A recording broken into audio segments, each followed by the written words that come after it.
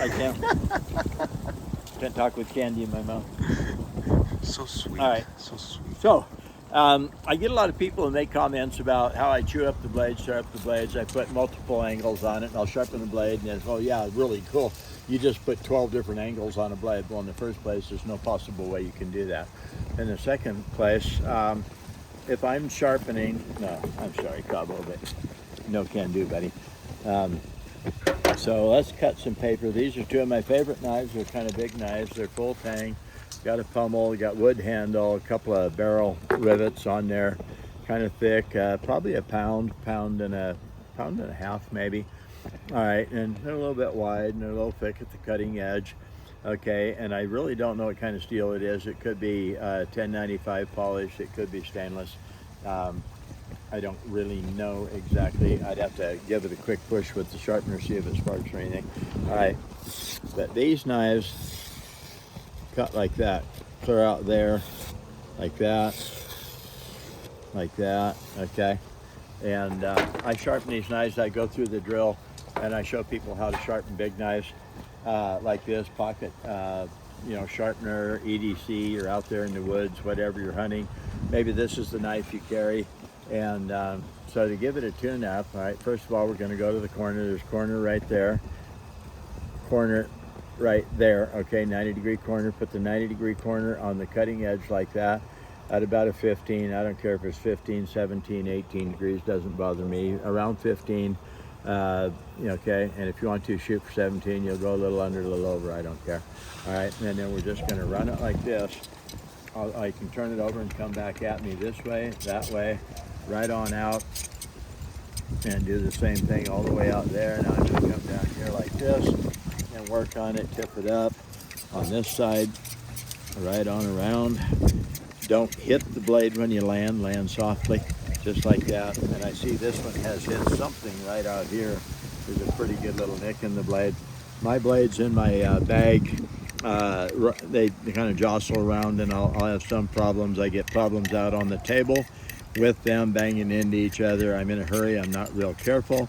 It'll be just like that. Go right out here and do the same thing. Just like this, like that. Little tune-ups frequently, and never have to really actually set and sharpen your knife. I'm just doing this right now because I want you to see. I can work on them for a minute or 2 minutes or something like that. Scraping the cutting edge with my tungsten carbide corners, and then I'll show you. Yeah, and I do this all day long at the shows, Friday, Saturday, and Sunday. Okay, if they're still that sharp when I get done, obviously I didn't make it duller. People say, oh, you just ruined that guy's knife. What a fool, he let that fool touch his knife, like this. Actually, for as big and as thick and heavy as that blade is, with no commercial cutting devices whatsoever, as far as stone, steels, lengths, keys, crock sticks, diamond impregnated tools, that knife is really actually quite sharp. And without setting down with 3 different grits, you start out with your, I don't even know what your, if it's really dull, you might go to an 80 grit. And then, up to 180, 240, 400, 600 grit, whatever. You work on it, and you strop it and everything else. A long time ago, I was back to work doing what I needed to do while you're still fiddle farting with your knife. So that's how the big knife, kind of a thick blade, cuts. And I mess with these 2 knives, that one and this one, all day long, every day at the show. So Friday, Saturday, and Sunday. When I'm at a show, these are on my table. I'll probably never sell them because I just like them, and they're just good demos. Now this blade is about the same. That's a little bigger blade than this one is. All right, doesn't have it's got full tang, but it don't have the pommel.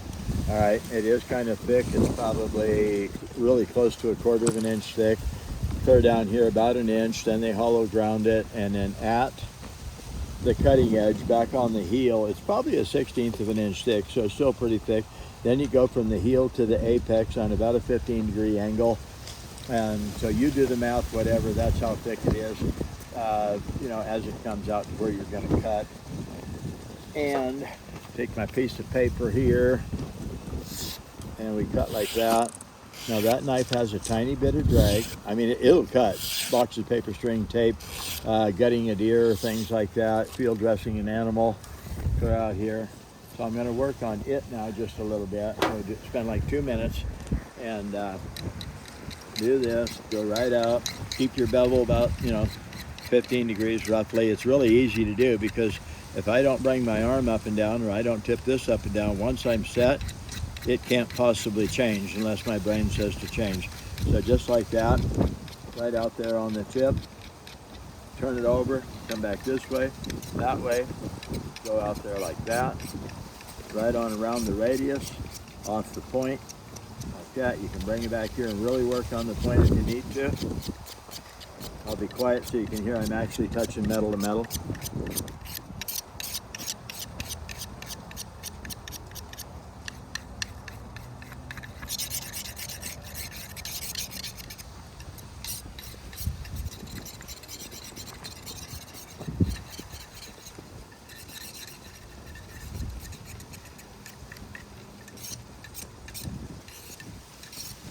Now I flip it every pass because I need to polish the blade a little bit, get that little burr off that develops on a sharp knife. Just like that, I might do that 30 times. Why? I've got to cut the little burr, the little edge that develops out there. Got to cut it completely off and polish the blade, get rid of it so that it actually cuts smooth. All right, so I'm getting impatient, so maybe we'll just stop right about there. Okay, now we get our paper. This is magic paper, so I guess it helps me a little bit. All right, so that's smoother.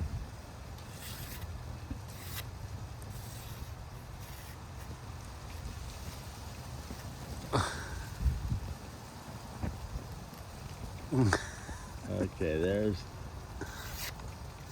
my knives are sharp.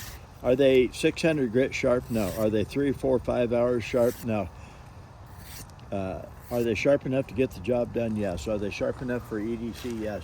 I get lots of people. Okay, now around Christmas, people are buying 5, 6, 7 sharpeners at a time right now because they're giving them to their friends, their kids, and everybody for Christmas.